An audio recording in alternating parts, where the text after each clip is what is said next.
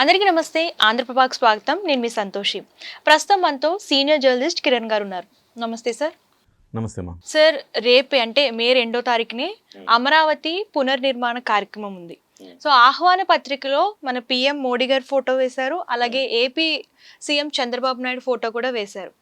So ఇందులో deputy CM photo వేయలేదని చెప్పేసి ఒక వివాదం అనేది జరుగుతుంది. సో నిజంగా ఇది వివాదం జరిగే అంశమేనా సార్? ఇది రెండు రకాలుగా ఉంటుంది. ఇక్కడ వివాదం చేయదగిందేనా అంటే, ఉప ముఖ్యమంత్రి తెలుగుదేశం పార్టీకి సంబంధించిన వ్యక్తి, సొంతంగా తెలుగుదేశం పార్టీ గవర్నమెంట్ అయితే ఉప ముఖ్యమంత్రి అనేది ఒక 6వ వేలు లాంటిది. డెఫినెట్గా ఉప ముఖ్యమంత్రి అనేది రాజ్యాంగబద్ధ పదవి కాదు, కాబట్టి ఆయన పేరు కానీ ఫోటో కానీ అవసరం లేదు. ఇప్పుడు ఏం చేశారంటే, వీళ్ళు అమరావతి పునర్నిర్మాణ కార్యక్రమం పెట్టారు. నరేంద్ర మోదీ గారు వస్తున్నారు. అయితే నరేంద్ర మోదీ గారి పేరు, చంద్రబాబు గారి పేరు మాత్రమే అందులో ఆహ్వాన పత్రికలు ముద్రించారు. ఇది వివాదం. సో దీంట్లో జన సైనికులు చాలా పెద్ద ఎత్తున నిరసన వ్యక్తం చేశారు. ఎందుకంటే ఇక్కడ కూటమి అంటే ఎన్డీఏలో భాగస్వామ్య పక్షాలు ఎన్ని? 3. బీజేపీ తరపున నరేంద్ర మోదీ గారు ఎలాగో ఉన్నారు. తెలుగుదేశం తరపున ముఖ్యమంత్రి చంద్రబాబు గారు ఉన్నారు. జనసేనకు ప్రాతినిధ్యం ఏది? అంతేనా? జనసేనకు ప్రాతినిధ్యం అనేది కొరవడింది, పవన్ కళ్యాణ్ గారికి అవమానం జరిగింది అనేది జన సైనికుల ఆవేదన. ఎందుకు అంటే, రాజధాని 2014లో రాజధానికి భూములు తీసుకున్న తర్వాత కూడా రాజధానిని అవుట్ రైట్గా సపోర్ట్ చేసిన వ్యక్తి పవన్ కళ్యాణ్ గారు. అలాగే ఉండవల్లి, పెనుమాక ప్రాంతాల్లో రైతుల నిరసన జరుగుతుంటే రైతుల నిరసనని అడ్రస్ చేసిన వ్యక్తి పవన్ కళ్యాణ్ గారే. వీళ్ళకి ఏదో ఒక రకంగా న్యాయం చేయాల్సిన అవసరం ఉందని ప్రతి సందర్భంలో రాజధాని గురించి పవన్ కళ్యాణ్ గారు తెలుగుదేశం పార్టీతో స్టైల్ అయితేనే ఉన్నారు. అంతెందుకు, చంద్రబాబు నాయుడు గారు ఉత్తరాంధ్ర వెళ్ళినప్పుడు, రాయలసీమ వెళ్ళినప్పుడు రాజధాని అమరావతి అని చెప్పడానికి భయపడిన సందర్భాల్లో కూడా పవన్ కళ్యాణ్ గారు ఎస్ రాజధాని ఒకటే, అది అమరావతి అని ఢంకా బజాయించి చెప్పారు. ఇంత అవుట్ రైట్గా పవన్ కళ్యాణ్ గారు రాజధానికి సపోర్ట్ చేసిన తర్వాత ఇవాళ ఒకటి రాజధానికి సపోర్ట్ చేశాడు, సో మద్దతుగా ఉన్నాడు. చంద్రబాబు నాయుడు గారికి అలాగే బీజేపీకి అడుగడుగున ఆయన మద్దతుగా ఉన్నారు.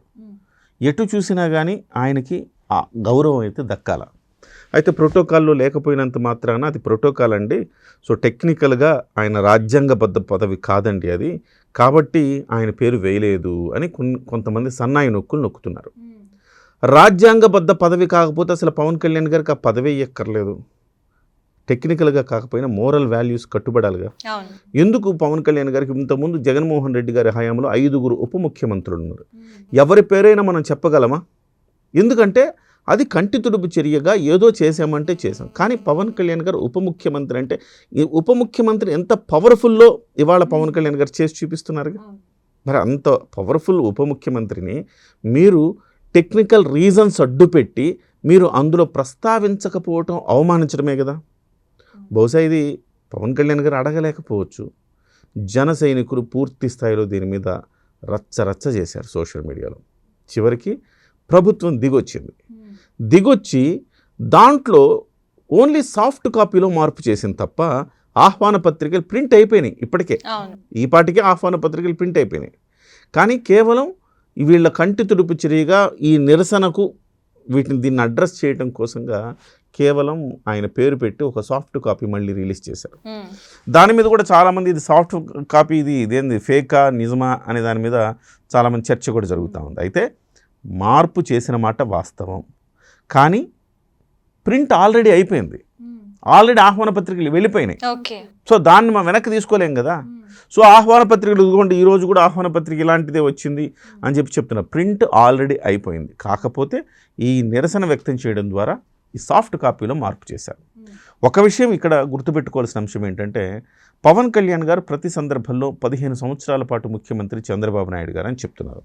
అంటే ఏదైనా గివ్ అండ్ టేకే కదమ్మా. ఒక అంశం, మీరు నాతో ఎలా ఉంటారో నేను మీతో అలానే ఉంటా. మీరు నన్ను ద్వేషంగా శత్రువులా చూస్తే నేను శత్రువులా చూడాల్సి వస్తుంది. లేదు, మీరు నన్ను గౌరవంగా చూస్తే నేను గౌరవంగా చూస్తాను. అలాగే పవన్ కళ్యాణ్ గారు చంద్రబాబు గారు 15 ఏళ్ల పాటు ముఖ్యమంత్రి అన్నప్పుడు ఆ రకమైన ఆ ప్రేమ, అభిమానం, వాత్సల్యం, గౌరవం నిలబెట్టాల్సిన బాధ్యత తెలుగుదేశం పార్టీదే కదా. సో ప్రభుత్వంలో ఉండే అధికారులకు యాజ్ పర్ ప్రోటోకాలే వెళ్తారు వాళ్ళు, సహజం అది. ఎందుకంటే ప్రోటోకాల్ ఇలానే ఉంటుంది, బుక్లో ఇలా రాశారు కాబట్టి ఇలానే ఉండాలి మనం అని అనుకుంటారు. కాదు బాబు, పవన్ కళ్యాణ్ గారికి ఆ గౌరవం ఇవ్వాలి మీరు. పవన్ కళ్యాణ్ గారి కార్యాలయాల్లో కూడా పవన్ కళ్యాణ్ గారి ఫోటో, చంద్రబాబు గారి ఫోటో, పవన్ కళ్యాణ్ గారి ఫోటో పెట్టారు. అంటే అర్థం ఏంటి? మీరు ఇలాంటి వాటిల్లో కూడా గౌరవం ఇవ్వాలి కదా.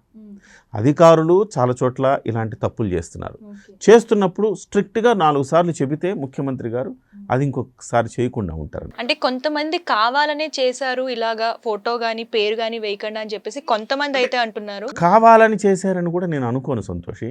ఎందుకంటే అది కుట్రపూరితంగా పవన్ కళ్యాణ్ గారు తగ్గించేసేయాలి, ఆయన పేరు వద్దు, ఇట్లా అనుకోరు అట్లా. కాకపోతే యాజ్ పర్ బుక్లో ఉండే రూల్స్ అండ్ రెగ్యులేషన్స్ ప్రకారం, ఆ ప్రోటోకాల్ అంశం ప్రకారం వీళ్ళు అధికారులు వెళ్ళిపోతారు, ఆయన చెప్పడం వీళ్ళు వెళ్ళిపోతారు.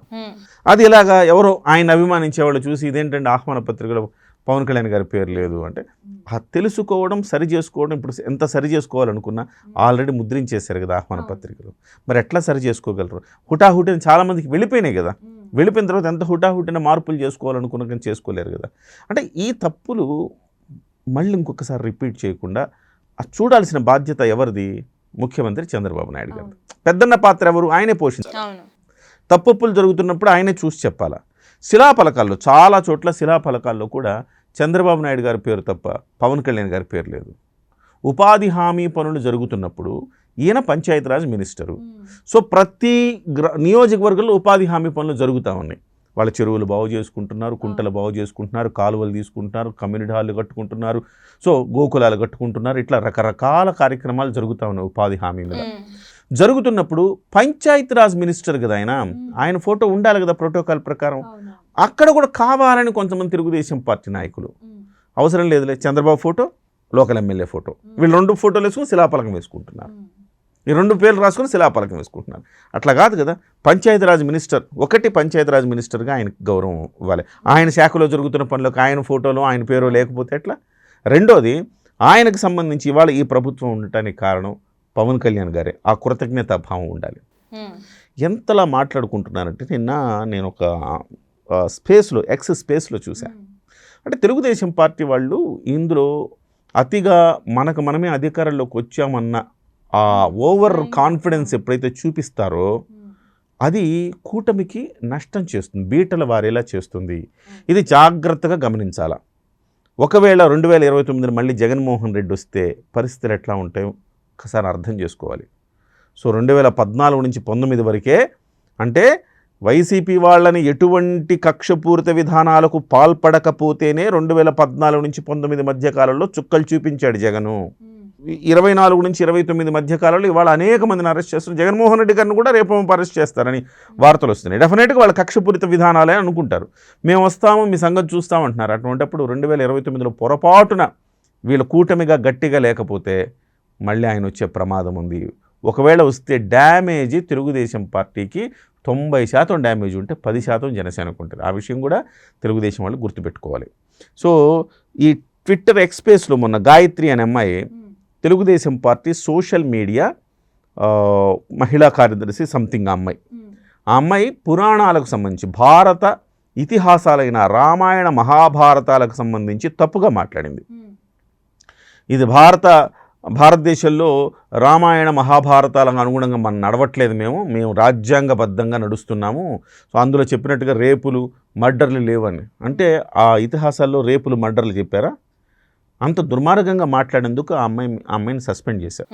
సో ఆ బుద్ధి కూడా లేకుండా మళ్ళీ ట్విట్టర్ స్పేస్లో నిన్న పవన్ కళ్యాణ్ గారి గురించి తప్పుగా మాట్లాడుతున్నారు. అక్కడ సింహాచలం దేవాలయంలో జరిగిన ప్రమాదంలో మళ్ళీ ఈయన పవన్ కళ్యాణ్ గారు వస్తారు, మళ్ళీ దీక్షలు అంటారు, మెట్లు గడుగుతానంటారు, అట్లా చేస్తారు. నవ్వుకుంటూ వెకిలిగా నవ్వుకుంటున్నారు. 8 మంది 7 మంది చనిపోయి ఒక రకమైన బాధలో ఉండి ప్రధానమంత్రి నరేంద్ర మోదీ గారు కూడా దిగ్భ్రాంతిని వ్యక్తం చేస్తే ఆ స్థాయిలో ఈ ఇష్యూ వెళ్ళిపోతే వీళ్ళకింత అట్లా వెకిలిగా నవ్వుకోవడం ఇట్లా చేస్తున్నారు. అంటే తెలుగుదేశం పార్టీ నుంచి ఈ కింది స్థాయి కార్యకర్తల నుంచి నాయకుల వరకు కూడా కొంత జనసేన పార్టీ పట్ల చులకన భావం, ఏదో మనం అధికారంలోకి రావటం కోసం వాడేసుకున్నాము, తర్వాత తీసి పక్కన పడేస్తాము అన్న రీతిలో వ్యవహార చేయండి. ఇది మంచిది కాదు. ఇది ఖచ్చితంగా కూటమికి మంచిది కాదు, రాష్ట్ర భవిష్యత్తు కూడా మంచిది కాదు. సో మొత్తం మీద ఎంతో కొంత సరి చేసుకున్నారు. అది కొంతమేరకు మనము ఆహ్వానించదగ్గ పరిణామమే. మరొక్కసారి ఇలాంటివన్నీ జరగకుండా చూడాల్సిన బాధ్యత కూడా ప్రభుత్వానిది, ఎస్పెషల్లీ ప్రభుత్వానిది అంటే ముఖ్యమంత్రి చంద్రబాబు నాయుడు గారిదే. Thank you sir. నమస్తే.